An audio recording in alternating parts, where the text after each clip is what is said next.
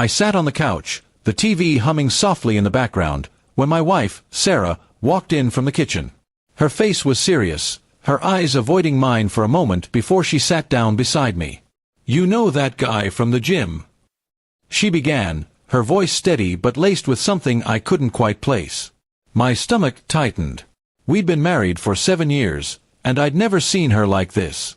The gym was her sanctuary, where she went to clear her mind after long days at work. I knew she'd been talking to someone there, a guy she'd mentioned casually before, but this felt different. My mind raced, wondering what she meant by, "We need to talk." She took a deep breath and folded her hands in her lap. "His name's Mark," she said, finally meeting my gaze. "He's been helping me with my workouts, showing me how to use the equipment properly." I nodded, trying to keep my expression neutral, but my thoughts were spiraling. Was this about more than just gym tips? Sarah wasn't the type to beat around the bush, but she seemed to be choosing her words carefully. "He's been really kind," she continued, "but today he said something that threw me off." My heart thudded. I braced myself, expecting the worst. "He told me he's been watching me," she said, her voice dropping. "Not in a creepy way, or at least I don't think so. He said he noticed how hard I've been working, how much stronger I've gotten." She paused, her brow furrowing. "But then he asked if I'd ever considered competing, like in a fitness competition. He thinks I could do well." I blinked, caught off guard. This wasn't what I'd expected. My mind had been racing toward betrayal, but this was about a compliment? A suggestion? I felt a mix of relief and embarrassment for jumping to conclusions.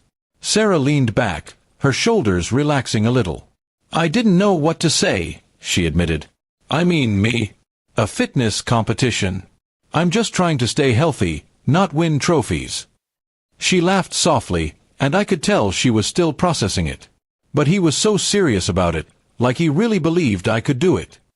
I listened, my initial unease fading as I realized this wasn't about some grand confession. Still, I couldn't shake the feeling that there was more to her hesitation. Why had she seemed so nervous to bring this up? I reached for her hand, giving it a gentle squeeze. "So, what's the problem?" I asked. "Sounds like he's just impressed by you." She smiled, but it didn't quite reach her eyes. "It's not just that," she said. "He offered to train me. For free. He says he's done it before, helped other people compete, and he thinks I have potential." She looked at me, searching my face. "But I don't know, it feels big. Like, what if I'm not good enough? Or what if it takes over my life?" Her vulnerability caught me off guard. Sarah was always so confident, but this idea had shaken her. We talked it through for a while, weighing the pros and cons. A fitness competition could be a fun challenge, a way for her to push herself. But it would mean long hours training, strict diets, and less time together. I told her I'd support whatever she decided, but I could see she was torn. "What if I fail?" she asked quietly, her voice barely above a whisper. I pulled her close, reminding her that she'd never been one to back down from a challenge. "You don't have to decide now," I said. "Just think about it." Over the next few days, Sarah seemed distracted, mulling over Mark's offer.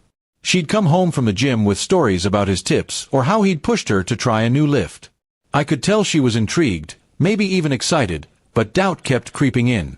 One evening, she showed me a video of a local fitness competition, pointing out the women on stage. "They look so strong," she said, almost in awe. "But it's intimidating." I nodded, understanding her fear. It wasn't just about the competition, it was about stepping into something new, something that could change how she saw herself.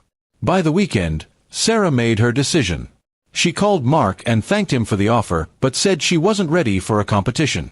"Maybe someday," she told me later, "but right now, I just want to enjoy the gym for me." I felt a wave of pride watching her choose what felt right for her. Mark took it well, she said, and they agreed to keep things friendly but professional. As we sat together that night, the tension from her initial words long gone, I realized how much I admired her strength, not just in the gym, but in knowing herself. And I was grateful we could talk through anything, no matter how much it scared me at first.